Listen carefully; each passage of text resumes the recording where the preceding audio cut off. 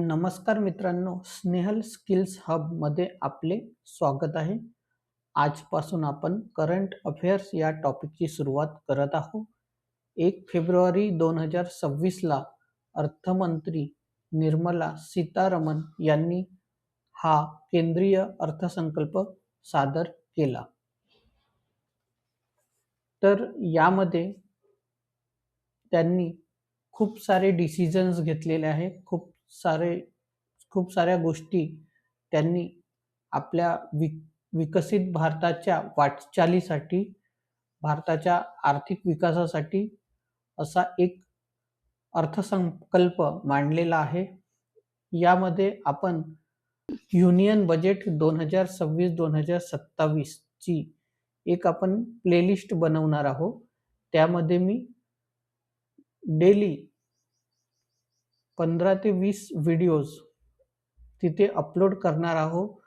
तुम्ही ते व्हिडिओज बघू शकता आणि त्यामध्ये तुम्हाला मी 2026 आणि 2027 चा संपूर्ण केंद्रीय अर्थसंकल्प सांगणार आहे.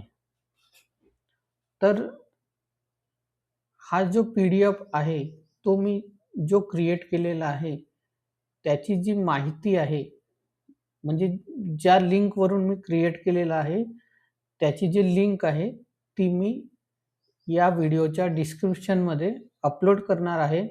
जर तुम्हाला ती वाचायची असेल, ती बघायची असेल तर ते तुम्ही बघू शकता. आर्थिक स्थिरता आणि वाढ एक दृष्टिक्षेप. सरकारने वित्तीय तुटक कमी करण्याचे धोरण कायम ठेवले आहे, तरीही विकासासाठी भांडवली खर्चात मोठी वाढ केली आहे. म्हणजे मागच्या वेळेसपेक्षा यावेळेस सार्वजनिक भांडवली खर्चमध्ये वाढ करण्यात आलेली आहे. 12.2 लाख कोटी इतकी असणार आहे. तर 4.3% हा वित्तीय तूट राहणार आहे. आणि GDP आहे ती थोडी घसरलेली आहे. मागच्या वेळेस ही 56.1% होती, आता 55.6% आहे. मागच्या वर्षीच्या तुलनेमध्ये तुम्ही ते बघू शकता. त्यानंतर पायाभूत सुविधांवर ऐतिहासिक गुंतवणूक करण्यात आलेली आहे.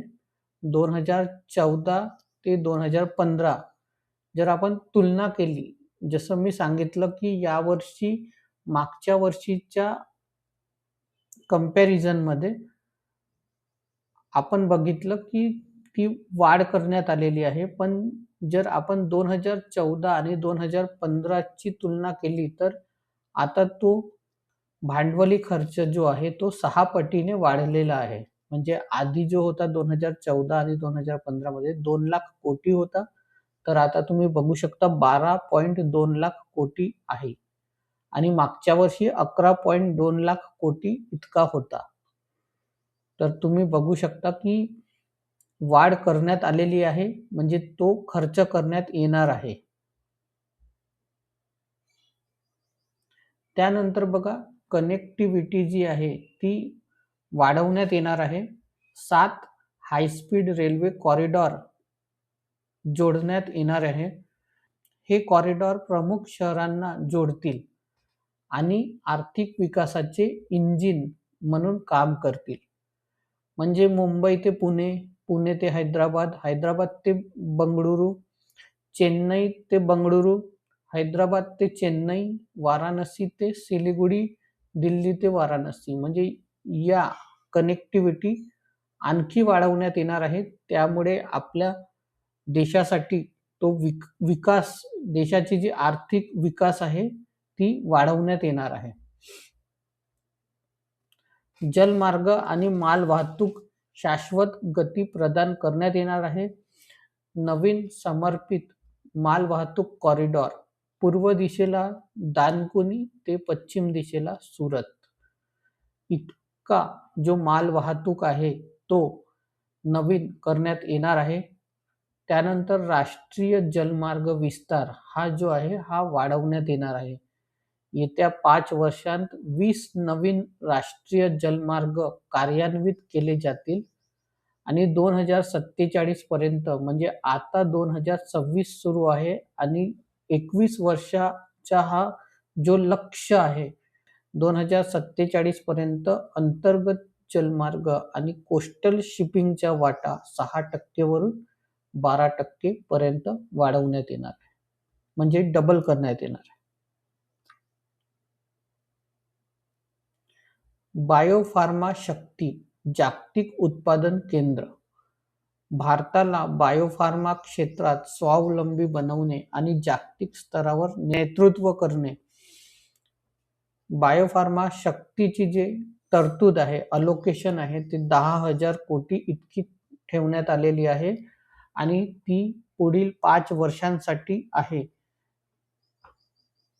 याचे जे लक्ष्य आहे, फोकस आहे, ते बायोलॉजिक्स आणि बायोसिमिलर्सचे देशांतर्गत उत्पादन, म्हणजे देशाच्या अंदर जे उत्पादन करण्यात येणार आहे त्याचे जे लक्ष्य आहे, फोकस आहे आणि त्यासाठी 10,000 कोटी इतका अलोकेशन करण्यात आलेला आहे. इलेक्ट्रॉनिक्स आणि सेमीकंडक्टर भविष्यातील उद्योग. इलेक्ट्रॉनिक्स उत्पादन 40,000 कोटी इलेक्ट्रॉनिक्स घटक उत्पादन योजनेचा विस्तार. ISM 2.0 सेमीकंडक्टर मशिनरी साहित्य आणि भारतीय IP निर्मितीवर भर. गुंतवणुकीची वचनबद्धता दुप्पट झालेली आहे, म्हणजे जी गुंतवणूक होती ही डबल करण्यात आलेली आहे. त्याचा फायदा आपल्या अर्थव्यवस्थेला मिळणार आहे. दुर्मिळ खनिजे आणि रसायने. रेअर अर्थ कॉरिडॉर खाणकाम प्रक्रिया आणि संशोधनासाठी वरील राज्यांमध्ये विशेष कॉरिडॉर करण्यात येणार आहे. या राज्यांमध्ये हे विशेष कॉरिडॉर करण्यात येणार आहे. 3 समर्पित chemical parks plug and play मॉडेलवर आधारित राहणार आहे. नवीन आयकर कायदा 2025, जो मागच्या बजेटमध्ये नवीन आयकर कायदा मांडण्यात आलेला होता, त्याची अंमलबजावणी जी आहे ती 1 एप्रिल 2026 पासून करण्यात येणार आहे. आयकर कायदा 1961 ची जागा घेणार, म्हणजे जो जुना कायदा होता तो 1961 चा होता, तर त्या कायद्याला आता 2026 मध्ये एक नवीन कायद्यामध्ये अंमलबजावणी करण्यात येणार आहे. हे तुम्ही लक्षात ठेवा. करदात्यांसाठी थेट फायदे. TCS कपात. परदेशातील शिक्षण आणि वैद्यकीय खर्चावर TCS दर 5% वरून 2% पर्यंत कमी. म्हणजे आधी परदेशातील शिक्षण आणि वैद्यकीय खर्चावर जो TCS लागत होता, जो कर लागत होता, तो 5% होता. 5% वरून 2% ही इतकी कर कमी करण्यात आलेली आहे. अनुपालन सुलभता. रिटर्न भरण्यासाठी मुदत वाढ आणि दंड प्रक्रियेचे एकत्रीकरण करण्यात येणार आहे. आधी ते वेगवेगळे होते, मुदतवाढ आणि दंड, ते आता एकत्रित करण्यात येणार आहे. फास्ट DS 2026 लहान करदात्यांच्या परदेशी मालमत्तेसाठी डिस्क्लोजर योजना, म्हणजे जे कमी इन्कम वाले आहेत त्यांची जर परदेशी मालमत्ता असेल, ती जी डिस्क्लोजर योजना आहे ते पण करण्यात आलेली आहे. युवा शक्ती आणि रोजगार. शिक्षण ते रोजगार उच्चस्तरीय समिती. नवीन अलाइड हेल्थ प्रोफेशनल्स हे 5 वर्षांसाठी 1 लाख इतका आकडा करण्यात येणार आहे. प्रादेशिक वैद्यकीय हब खाजगी सहकार्य 5 इतका करण्यात येणार आहे. 2047 पर्यंत जागतिक सेवा क्षेत्रात हिस्सा, म्हणजे पुढच्या 21 वर्षामध्ये 10% हा जागतिक सेवा क्षेत्रात आपला हिस्सा राहावा, याचा हा लक्ष्य आहे. शेती तंत्रज्ञान आणि उच्च मूल्य. भारत विस्तार, ॲग्रीस्टॅक पोर्टल, शेतकऱ्यांसाठी बहुभाषिक AI साधन, म्हणजे आर्टिफिशियल इंटेलिजन्सचे जे साधन आहे ते शेतकऱ्यांसाठी करण्यात येणार आहे. ॲग्रीस्टॅक पोर्टलशी थेट जोडणी. तर ॲग्रीस्टॅक हा पोर्टल आहे, तो शेतीशी निगडीत आहे. तर तो जो पोर्टल आहे त्याच्यासोबत AI हा जोडण्यात येणार आहे. तिथे म्हणजे तुम्ही कोणताही प्रश्न विचारला, तुम्हाला कोणताही डाऊट राहिला आणि तुम्ही प्रश्न विचारला तर तो AIच्या माध्यमातून ऑटोमॅटिकली तुम्हाला सांगण्यात येईल, तुमचे प्रश्न सोडवण्यात येईल. तर आधी जो आपण हेल्पलाईन सेंटर वगैरे यूज करत होतो तो तर राहणारच आहे, पण कधी-कधी आपल्याला वेळ लागत होता त्या गोष्टीला. तर तुम्ही तिथे AIच्या माध्यमातून तुमचं जे प्रश्न आहेत ते तुम्ही मांडू शकता आणि त्याचे उत्तर तुम्हाला ते मिळू शकतात आणि त्या पलीकडेही तुम्हाला काही गोष्टी मिळतील. तर ते AI खूप चांगलं आहे. तर ते शेतीशी निगडीत जे तंत्रज्ञान आहे त्यामध्ये ते वापरण्यात येणार आहे. उच्च मूल्य पिके, किनारपट्टीच्या भागात नारळ, चंदन, कोको आणि काजू पिकांसाठी विशेष मदत. तर ही एक योजना आणलेली आहे सरकारने, केंद्रीय सरकारने. वित्तीय व्यवस्थापन 2026-2027. विवरण रक्कम, एकूण खर्च टोटल एक्सपेंडिचर बघा 53.5 लाख कोटी आहे. कर्ज नसलेले जमा नॉन डेट रिसिप्ट्स जे आहेत ते 36.5 लाख कोटी आहे.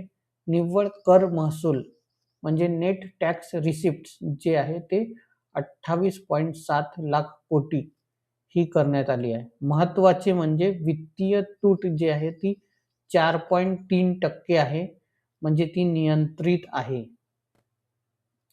ही आपल्याला इन्फॉर्मेशन मिळत आहे, माहिती मिळत आहे.